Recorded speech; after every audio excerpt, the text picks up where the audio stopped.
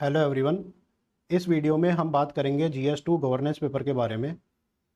2025 में जो आया है, 6 क्वेश्चन आए थे। 3 क्वेश्चन 10 नंबर के थे, 3 क्वेश्चन 15 नंबर के थे। ये सारे क्वेश्चन हमारी क्लासेस में से ही आए हैं, जिसमें डायरेक्टली जो हमने क्वेश्चन कराए हैं प्रैक्टिस, वो 4 क्वेश्चन थे। 2 क्वेश्चन टेंजेंशियल थे, लेकिन वो क्लासेस में हमारे कवर हो गए थे। ठीक है, मैं आपको बताता हूँ किस तरीके से, with proof and with everything. Just hold on a second. तो पहला क्वेश्चन है कि woman social capital M complements in advancement of empowerment and gender equity. तो इसमें लोग ये सोचेंगे भाई सोसाइटी का क्वेश्चन है या सोशल जस्टिस का क्वेश्चन है। तो it is not a question of social justice, it is a question basically of governance. कैसे? क्योंकि ये जो सोशल कैपिटल है, मैंने आपको बताया था कि सोशल कैपिटल का जहाँ भी पॉइंट आ गया वहाँ और वुमन से रिलेटेड आ गया तो वो SHG का क्वेश्चन है बेसिकली। तो इस क्वेश्चन में ये पूछ रहा है कि SHG कैसे वुमन एम्पावरमेंट को एडवांस कर रहा है और कैसे जेंडर इक्विटी को प्रमोट कर रहा है। Social capital is nothing but SHG, ये मैंने सेशन में आपको बताया था।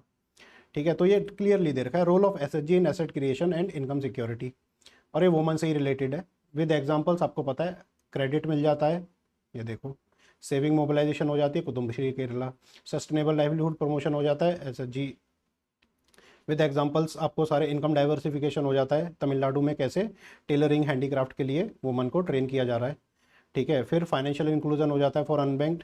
ठीक है, तो इस तरीके से वुमन का फाइनेंशियल जो है इनइक्वालिटी कम हो रही है। ठीक है, inequality in terms of finance. Achievements, इसमें क्या है कि इकोनॉमिक एम्पावरमेंट हो रहा है, लीडरशिप डेवलपमेंट हो रहा है, सोशल एम्पावरमेंट हो रहा है। ठीक है, स्किल डेवलपमेंट एंड एंटरप्रेन्योरशिप में वुमन आ रही है, हेल्थ का एम्पावरमेंट हो रहा है। ठीक है, और सोशल कैपिटल बिल्ड हो रही है। ठीक है, एजुकेशन एक्सेस हो रहा है और मोबिलिटी पार्टिसिपेशन, ये सब हो रहा है। हालांकि 10 नंबर का क्वेश्चन है तो इतने सारे पॉइंट आपके पास हैं ही ऑलरेडी। ठीक है, अब इसमें एक्सप्लेन बोल रहा है। एक्सप्लेन में वैसे उसने पूछा नहीं है कि चैलेंजेस लिखने वे फॉरवर्ड लिखने, लेकिन फिर भी आप चैलेंजेस वे फॉरवर्ड के लिए इस तरह का डायग्राम आप बना सकते थे उसमें। ठीक है, इस तरह का डायग्राम, बीच में लाइन खींच के यहाँ चैलेंजेस लिख देते, यहाँ वे फॉरवर्ड लिख देते। तो एनी केस आप टेबल में भी बना सकते थे चैलेंजेस वे फॉरवर्ड, थोड़ा सा टच देने के लिए कि आपको आधा एक नंबर एक्स्ट्रा मिल जाए। तो ये था कि भाई डिले हो रहे हैं, काम नहीं करते, पॉलिटिसाइजेशन हो रहा है, ऑपरेशनल चैलेंजेस हैं, एम्पावरमेंट नहीं है, ट्रेनिंग की कमी है। तो इस तरीके से आप डिफरेंट डिफरेंट पॉइंट्स लिख सकते थे। फिर हमने थीम में करा के उसके बाद इस पर प्रैक्टिस क्वेश्चन भी कराया कि सिंपल दे रखा है, SHGs have emerge not only a platform for economic empowerment but also catalytic for political and social mobilization of women. In this context, examine how SHG help women realize their potential beyond economic role and assess their transformative potential at grassroots development. तो ये same to same question उसने पूछा है, same to same question पूछा है कि empowerment और gender equality किस तरीके से हो रही है। ठीक है, तो यही लिखना है कि इकोनॉमिक एम्पावरमेंट कैसे कर रहा है SHG, विद एग्जांपल्स आपको दे रखा है। ठीक है, और पोटेंशियल इन अदर की इनइक्वालिटी कैसे लूज कर रहा है, तो हाउस होल्ड डिसीजन मेकिंग में पार्टिसिपेशन मिल रहा है, स्किल डेवलपमेंट में पार्टिसिपेशन मिल रहा है, लीडरशिप डेवलपमेंट हो रहा है पंचायती लेवल, कम्युनिटी वॉइस इसमें रेज हो रही है मनरेगा में। ठीक है, हेल्थ एजुकेशन उसमें MMR IMR हमारा बहुत कम हो रहा है। ठीक है, और इंस्टीट्यूशनल डिलीवरी का रेट हमारा बढ़ा है, चाइल्ड मैरिजेस कम हो रही है। ठीक है, इस तरीके से इनइक्वालिटी कम हो रही है। ठीक है, entitlement of rights, gender norms, तो ये देखो बिल्कुल क्लियरली दे रखा है। और कैसे SHG या फिर सोशल कैपिटल किस तरीके से और अदर ट्रांसफॉर्म कर सकती है, तो वो सब दे रखा है। ठीक है, कि क्राइसिस रेजिलियंस हो रहा है, इंक्लूसिव डेवलपमेंट हो रहा है, कैटलिस्टिक बिहेवियरल चेंज आ रहा है। तो ये सारे पॉइंट्स आप बिल्कुल लिख सकते थे। ठीक है, एक सेकेंड।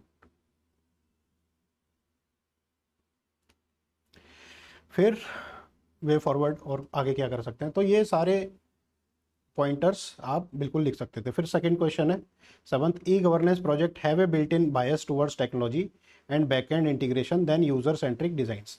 अब इसमें आपको ये क्या अजीब सा पूछ लिया। देखो, ई गवर्नेंस जब हमने कराया था तो सिंपल सता बताया था कि ई गवर्नेंस के पॉजिटिव नेगेटिव के अलावा कुछ आएगा नहीं। पॉजिटिव क्या है कि ई गवर्नेंस के तो नेचुरल इनहेरेंट पॉजिटिव है कि भाई अफोर्डेबिलिटी, एक्सेसिबिलिटी, ये सब बढ़ रही है।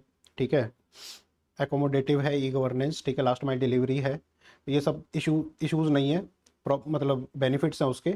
लेकिन आप ये देखो कि इसमें क्या पूछ रहा है, इसमें पूछ रहा है कि बैक एंड इंटीग्रेशन जरूरी है, यूजर सेंट्रिक डिजाइन जरूरी है। ठीक है, और बायस जो है वो नहीं आनी चाहिए।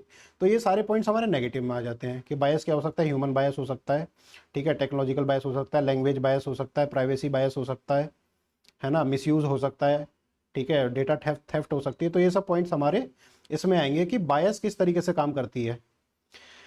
तो आप ये देखो कि ई गवर्नेंस के लिए हमने स्पेसिफिक पूरा ही क्वेश्चन बना रखा है कि role of interactive service model in e governance, की इंटरेक्टिव होना चाहिए, बायस नहीं होनी चाहिए, कि ओपन डेटा प्लेटफॉर्म होने चाहिए, ठीक है, फिर परफॉर्मेंस डैशबोर्ड इसका होना चाहिए, सिटीजन एंगेजमेंट बहुत ज़्यादा जरूरी है, पार्टिसिपेटरी बजटिंग होनी चाहिए, डिजिटल ग्रीवेंस रिड्रेसल होना चाहिए, ठीक है, सर्विस डिलीवरी को किस तरीके से इंप्रूव कर रहा है। तो ये सारे हमने बता रखे हैं। इसमें इश्यूज़ क्या है वो इश्यूज़ भी दे रखे हैं कि डिजिटल डिवाइड है, लो डिजिटल लिटरेसी है, लैंग्वेज बैरियर्स है, तो ये सब बायस की कैटेगरी में आते हैं, ठीक है। फिर प्राइवेसी कंसर्न्स है, रेजिस्टेंस टू चेंज है, साइबर सिक्योरिटी थ्रेट्स है, इंटीग्रेशन लिमिटेड है, इनसफिशिएंट फीडबैक मैकेनिज्म है।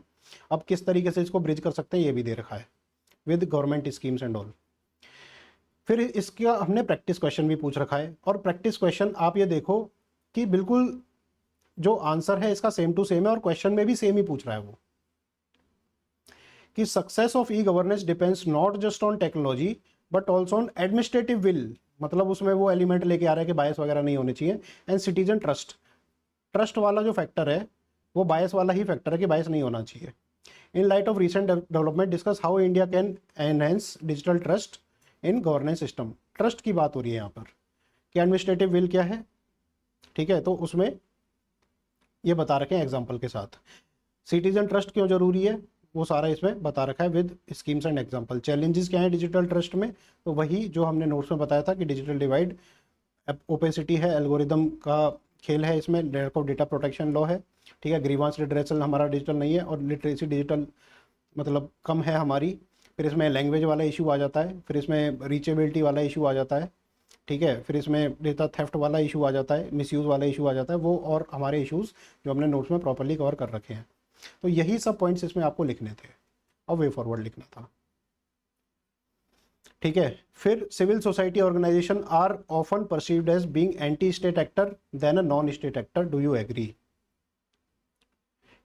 कि एंटी स्टेट एक्टर क्या होता है और नॉन स्टेट एक्टर क्या होता है। एंटी स्टेट एक्टर मींस कि सरकार के खिलाफ काम कर रहा है, एंटी डेमोक्रेटिक है,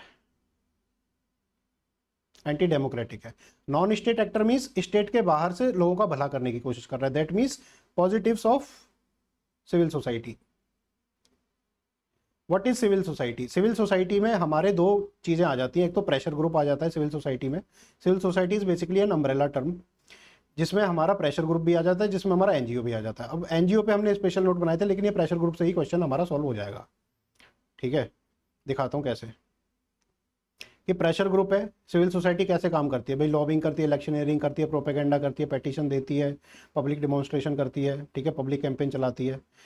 प्रेशर ग्रुप का जैसे जो सिविल सोसाइटी उसका रोल क्या होता है, पब्लिक ओपिनियन को मोबिलाइज करना, ये होता है। अब ये है कि पॉजिटिव इम्पैक्ट, दैट मीन्स ये कि नॉन स्टेट एक्टर की तरह किस तरीके से काम करती है, तो वो यहाँ पे आपको लिखना है पॉजिटिव इम्पैक्ट में, कि डेमोक्रेसी को एनहेंस करती है। जैसे आरटीआई कैंपेन के लिए सिविल सोसाइटी ने काम किया था, ठीक है, डाइवर्स इंटरेस्ट जो है उनको आर्टिकुलेट करने का काम करती है, जैसे चिपको मूवमेंट वगैरह हो गया हमारा, ठीक है। प्रोमोटिंग अकाउंटेबिलिटी है कि अन्ना हजारे का जो एंटी करप्शन मूवमेंट हो गया, स्ट्रेंथनिंग प्लूरलिज्म, ये सब करती है। लेकिन उसके लिमिटेशंस भी हैं, जो कि पूछ रहा है कि नॉन स्टेट एक्टर्स जो हैं वो जो पॉइंटर्स हैं वो इसमें लिमिटेशन में आ जाएंगे, कि प्रोपेगेटिंग एक्सट्रीमिज्म, नक्सलाइट मूवमेंट हो गया, नैरो सेल्फ, ये एंटी स्टेट एक्टर है ना नक्सलाइट मूवमेंट, तो वही पॉइंट्स हैं इसमें।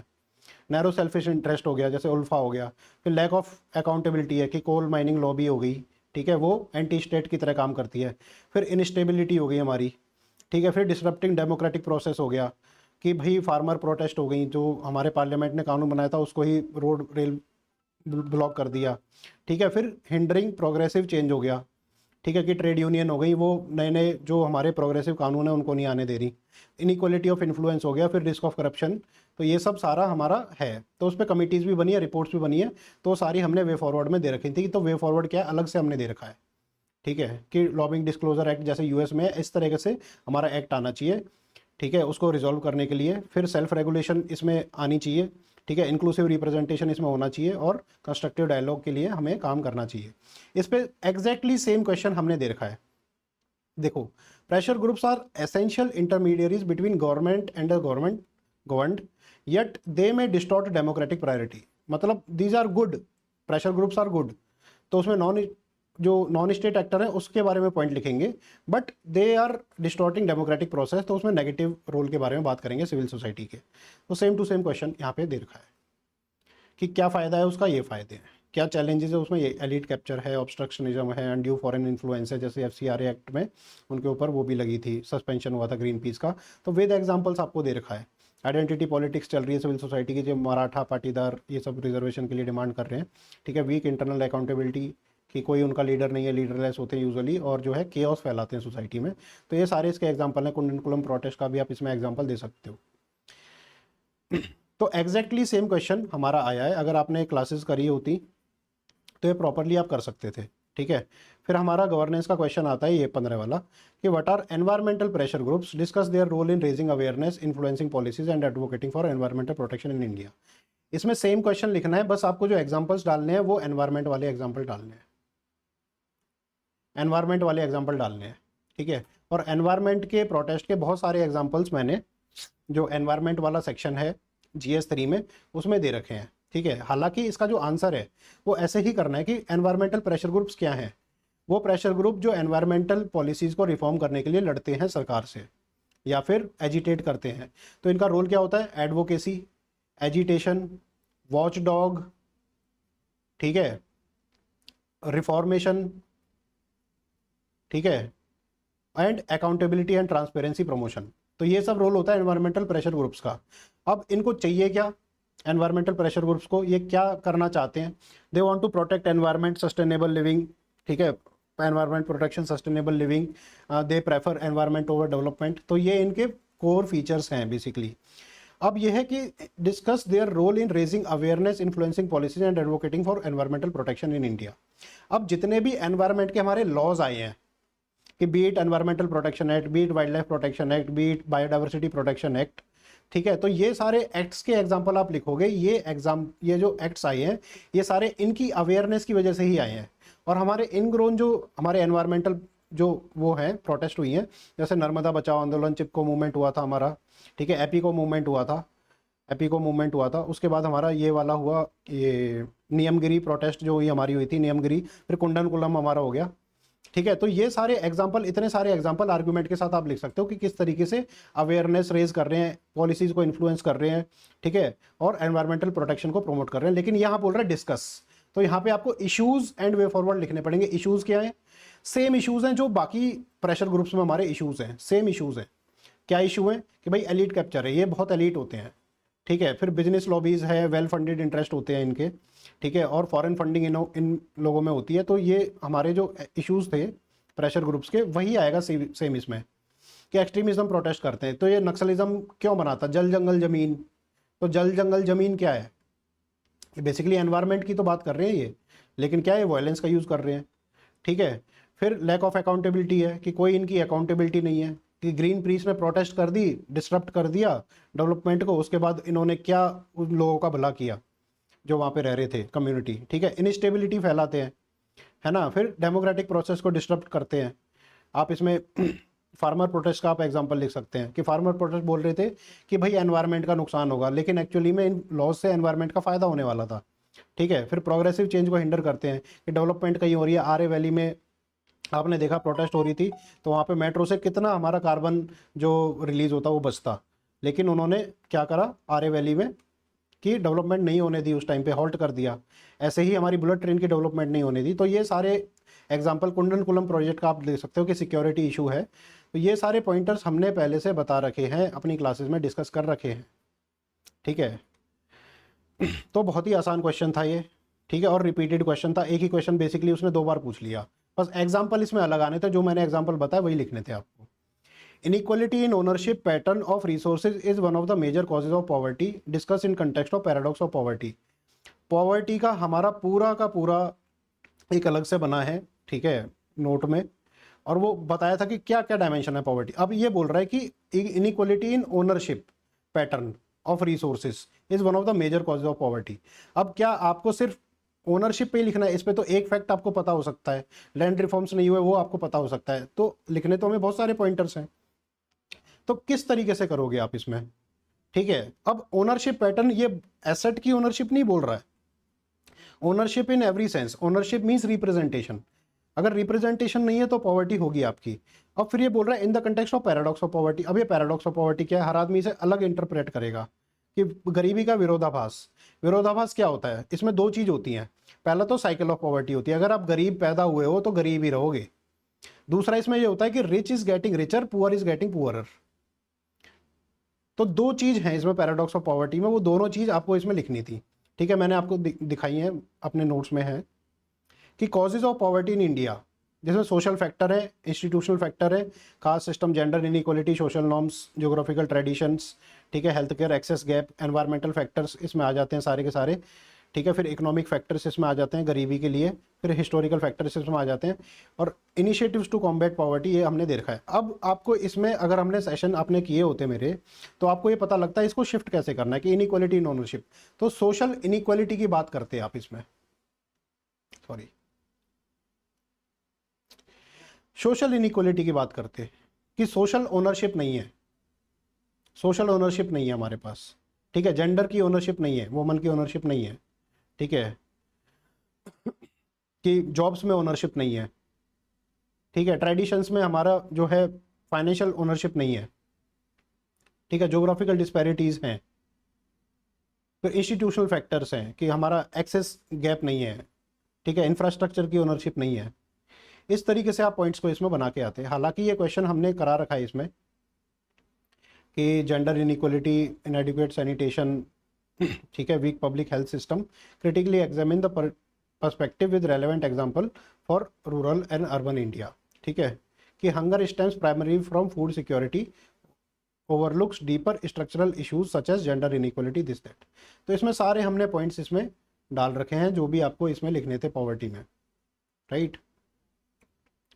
फिर क्वेश्चन आता है इसका एक और था यार, वो मेन नोट्स कहाँ गए इसके, हाँ, पैराडॉक्स ऑफ पॉवर्टी का दिखाता हूँ। देखो ये, this is paradox of poverty, this is paradox of poverty.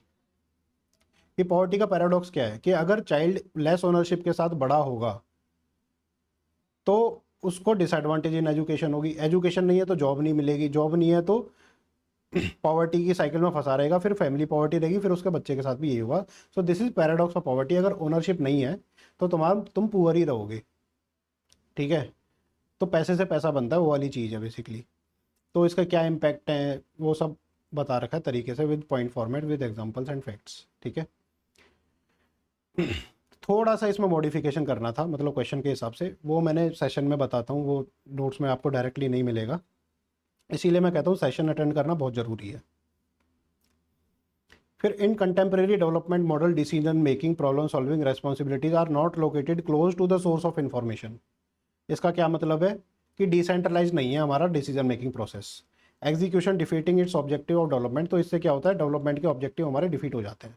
तो दिस क्वेश्चन बेसिकली आस्किंग कि centralisation of decision making is bad and decentralisation of decision making is good. तो सेंट्रलाइजेशन है तो उसके क्या नुकसान है, और डिसेंट्रलाइजेशन हो जाएगा तो उसके क्या फायदे हैं, ये पूछ रहा है क्रिटिकली इवेल्युएट में। समझ में आई बात।